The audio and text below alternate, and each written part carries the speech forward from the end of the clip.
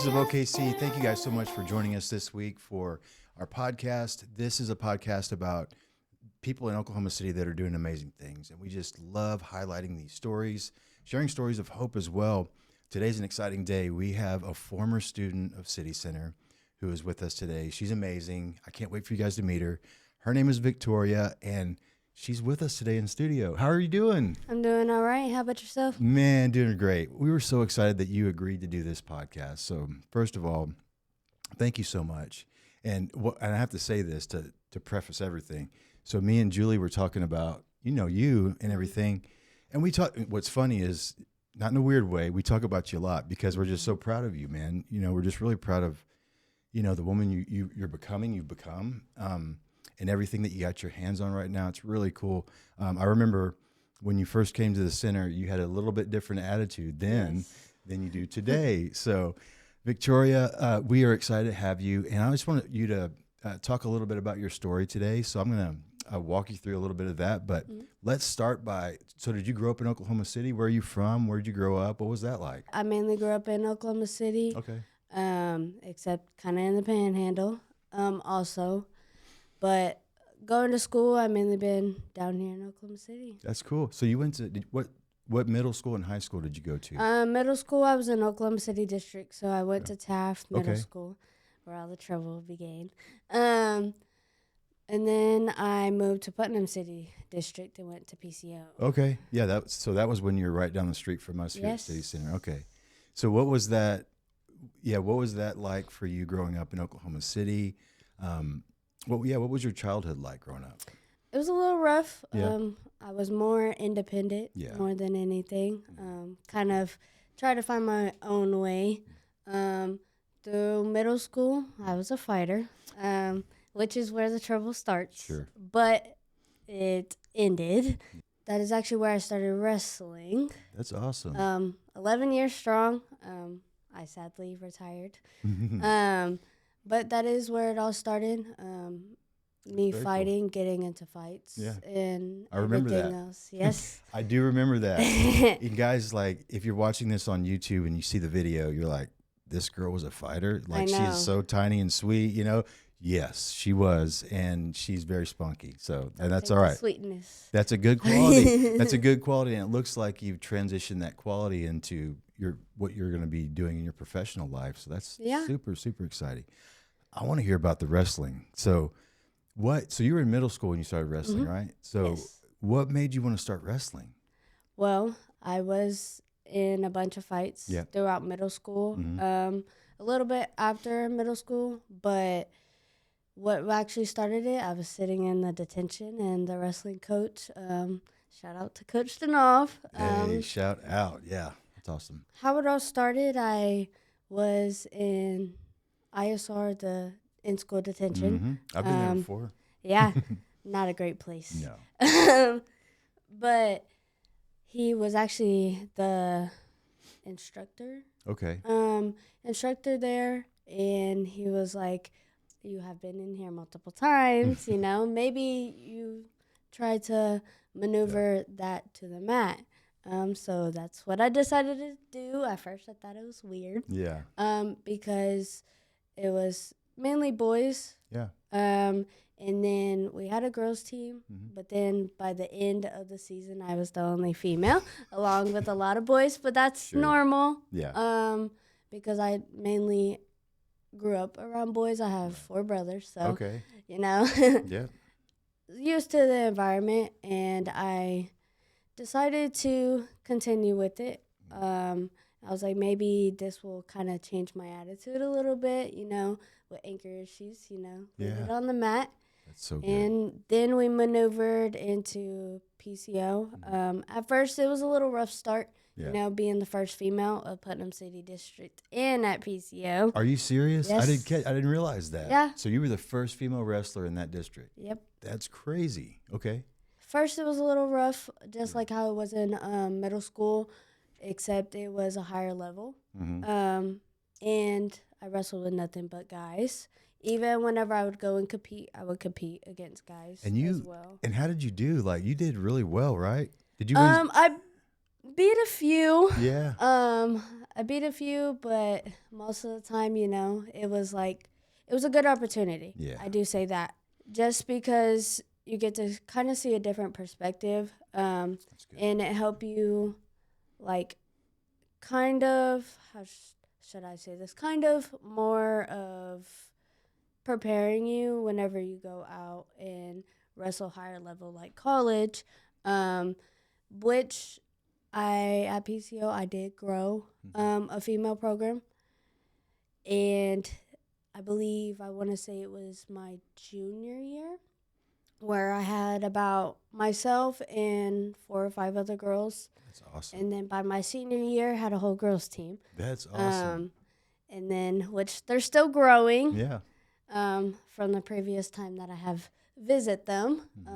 It's something to be proud of for sure. Yeah, that's a huge accomplishment, Victoria.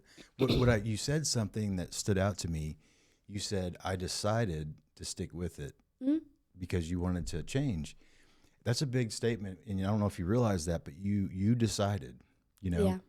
We didn't decide for you, like your parent, nobody's decided for you. You decided that. How important was it for you to say, look, I'm doing this. I'm going to move forward, and why? Like, why did you say, I'm deciding to do this? I know that you mentioned you were fighting and stuff like that. There's probably a lot of things internally that was going on there, but yeah, so, how pivotal was that decision? Like, hey, I'm deciding. Why did you decide that, and how big was it? It did take a lot of, courage and actually pushing through with it. But I did have the mindset, like, if we're going to do this, let's do this, because it's never too late to change. Yeah. And, of course, I was young. Sure. And, I'm still young now, but it was my childhood mindset where it was either be in trouble and not be able to be where I am today, or let's change and let's be the person I want to be. That's good. Man, that's so good, and it honestly, it really is that simple, but it can be hard, Yeah. It's simple, but man, the process can be hard, Yes. And so, but what I realized for me, and maybe you're seeing this too, when we do hard things and we actually accomplish them and do them, man, I think we feel better, number one, about ourselves, but number two, we're that much more prepared for the next hard thing, And so, like for you, it started off with wrestling. You jumped in there and you said, I'm going to commit to this. I'm going to practice. And I'm sure you had to get up early. You had to run. Yes. You had to. Cutting weight was always the best thing. Treacherous. Cutting weight's treacherous. There's so much discipline that comes with that. So you make the decision, and then now you're like in the middle of this wrestling thing. What did the discipline process look like for you? Was it hard getting up to go to practice? Was it, what was that like? Well, at the beginning, it was a little bit rough. I did wrestle in 3 different weight classes. Okay. My entire career. The cut weighting was the biggest because you did kind of have to maneuver into a diet. Dehydrate yourself, basically. Yes. Which, however, growing up as a kid, I used to always drink soda, including Dr. Pepper. Now, starting whenever I first started wrestling, I cut that out of my system. Oh, wow. Still cut it out of my system. Don't you feel better? Not wrestling, and yes, it feels great. But you maneuver into a dieting that not necessarily would make you feel tired all the time. Now, the rooms are high temperature. Yeah. They make you sweat, don't they? Make you sweat. However, whenever it's right before a duel, you got a few pounds to knock off. Sure. Yep.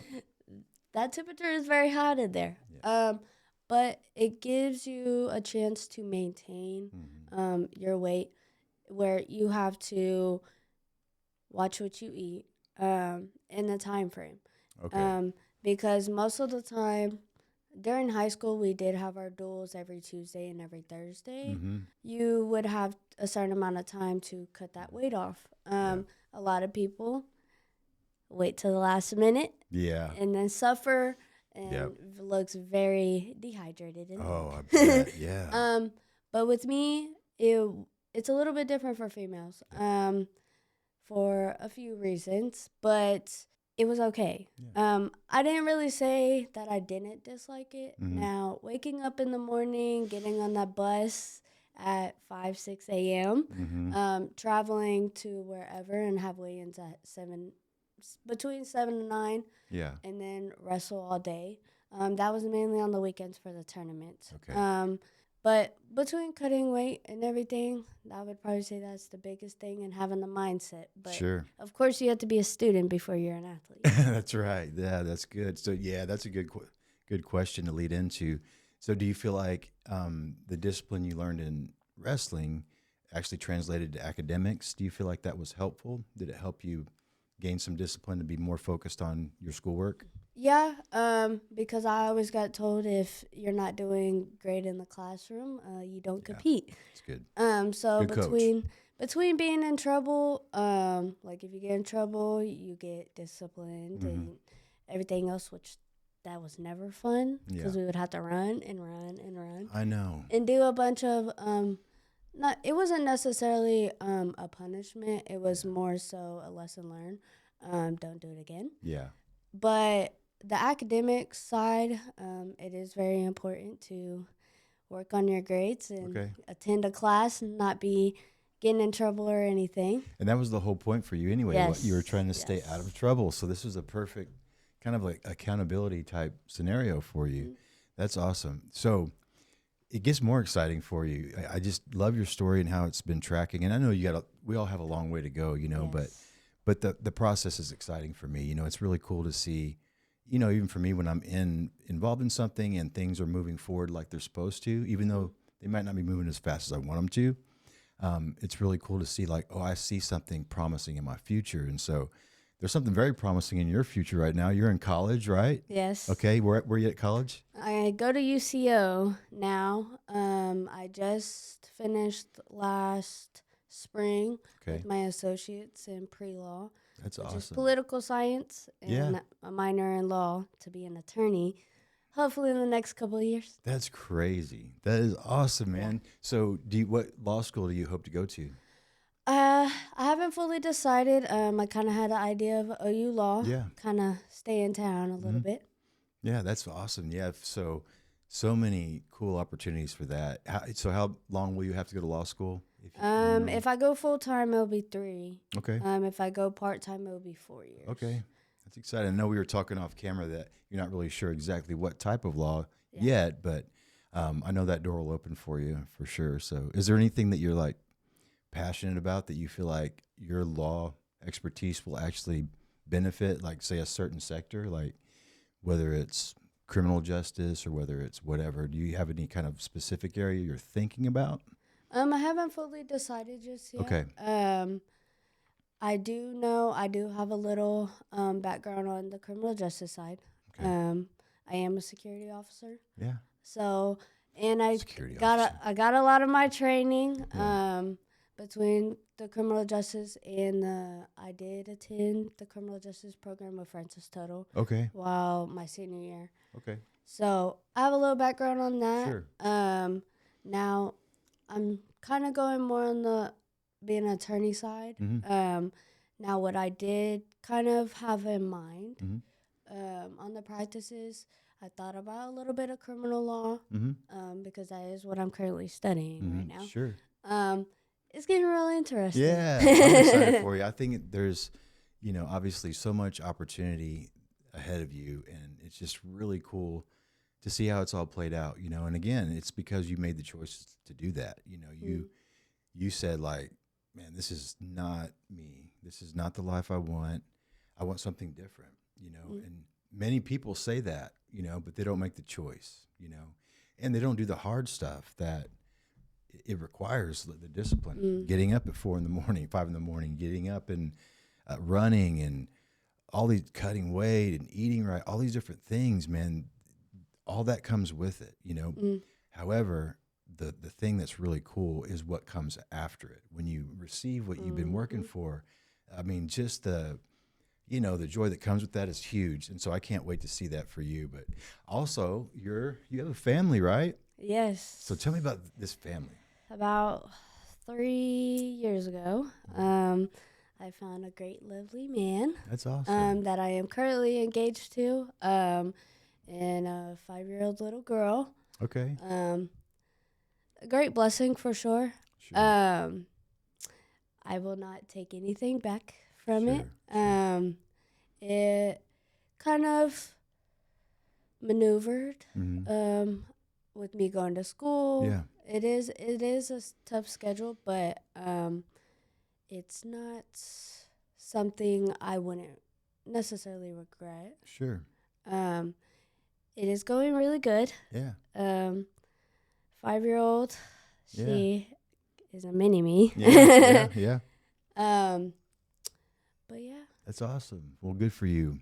Well, we're going to take a really quick break, Yeah. and then we're going to jump right back into everything and talk some more about what's going on in your life. So thanks so much, Victoria. We'll be right back. Of course. Well, we are back with Voices of OKC here with Victoria. Thanks, Victoria, for being here. We're so glad to have you. I'm really excited about the time we've had already, but I really want to hear more about, what it was like when you were here at City Center. The goal for, Julie and I has always been to just create a safe space that's dignifying and respectful for families and young people to come to, And I know when you first came, you can explain a little bit of that too, I'm sure, but it was pretty wild. There's a lot of kids coming, but yeah, explain what that was like when you first came to City Center and, kind of what you feel like it provided for you when you came. Well, City Center was at the beginning, it was a new place. Mm-hmm. So, of course, you have the kind of shyness. Yeah. But City Center is very welcoming, especially to kids after school. Most of the time, their parents are still at work and don't have nowhere else to go right after. You'd rather them come here than run around and do things they shouldn't do. Mm-hmm. But my experience coming to City Center after school, of course after practice, it would be kind of an hour or two right before City Center has closed because I had school and then practice right after. The fun activities and the great people that work here, great people that help volunteer as well, especially whenever you are in a bad spot. You always have a shoulder to lean on and open arms to guide you down the right path. Yeah.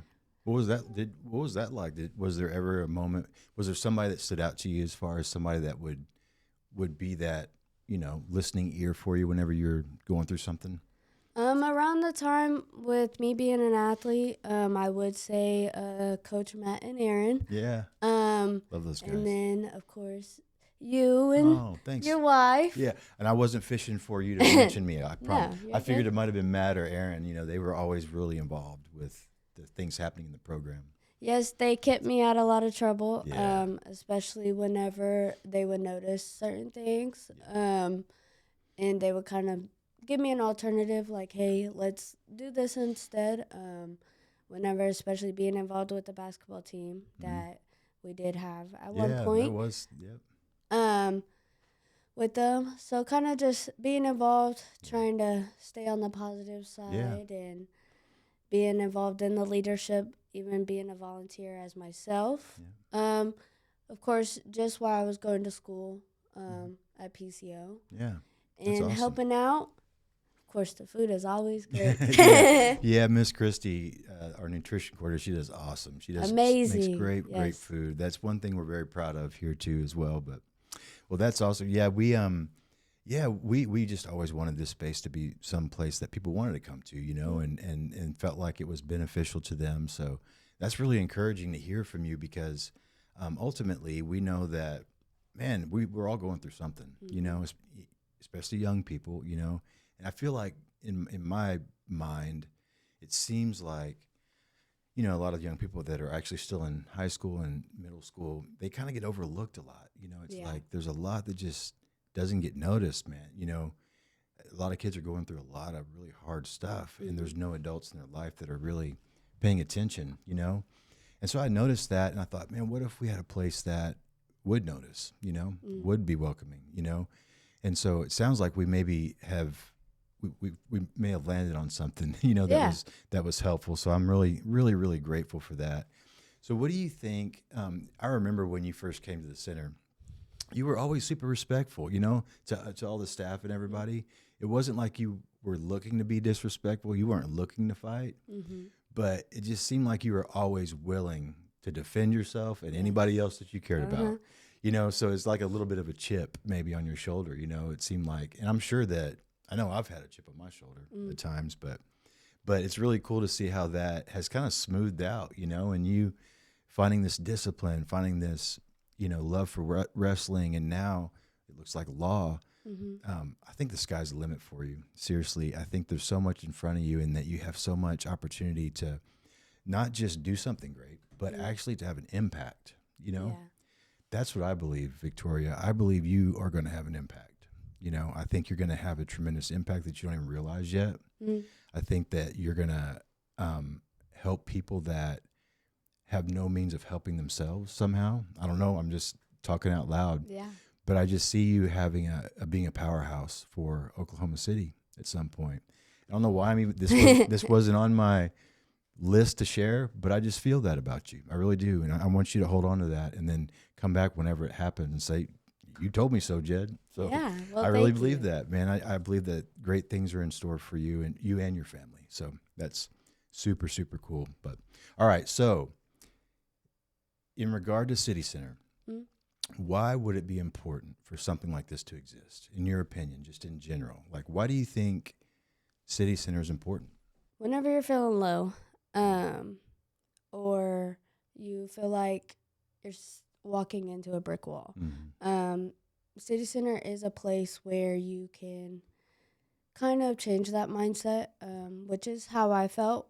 It's like we previously said, I've been getting in trouble and stuff like that, and this is part of my change, where everyone has their own story. Yep. Everyone has the option to either stay the same or have the opportunity to change, which everybody has a different time frame on that. That's good. Because change does take a lot of time and a lot of effort and commitment to it, which City Center actually gave me that, and I feel like it will give everybody else that opportunity.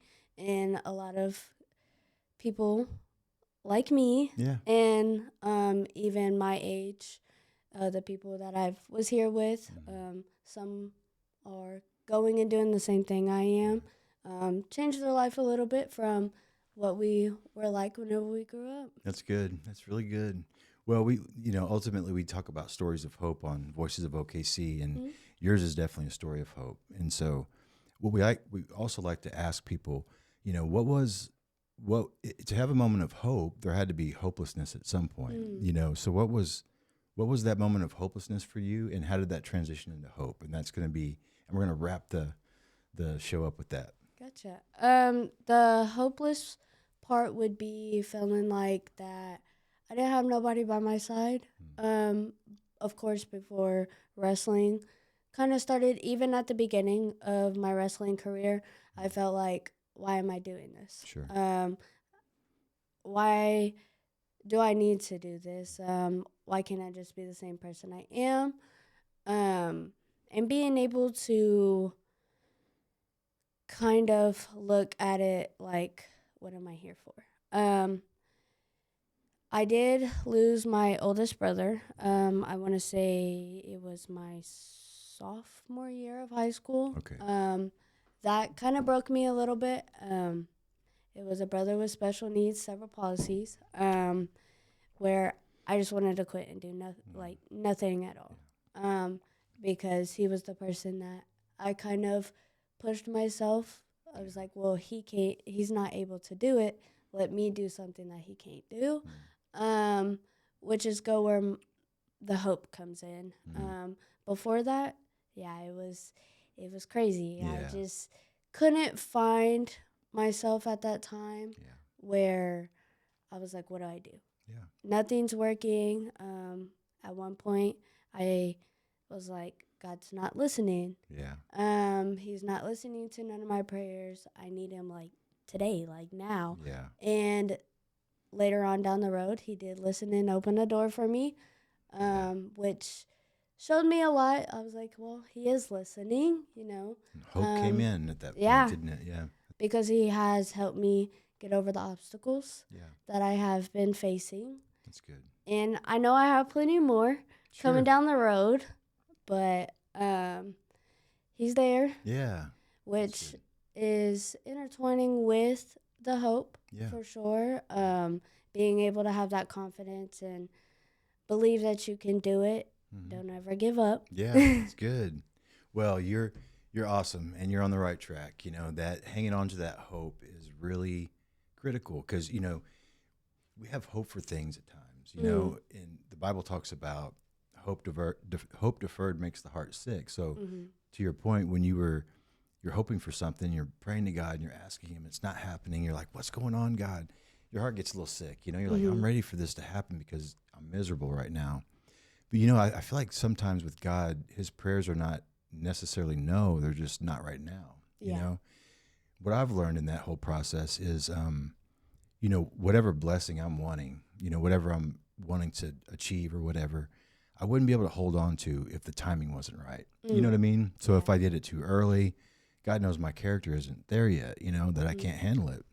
And so I've learned that now.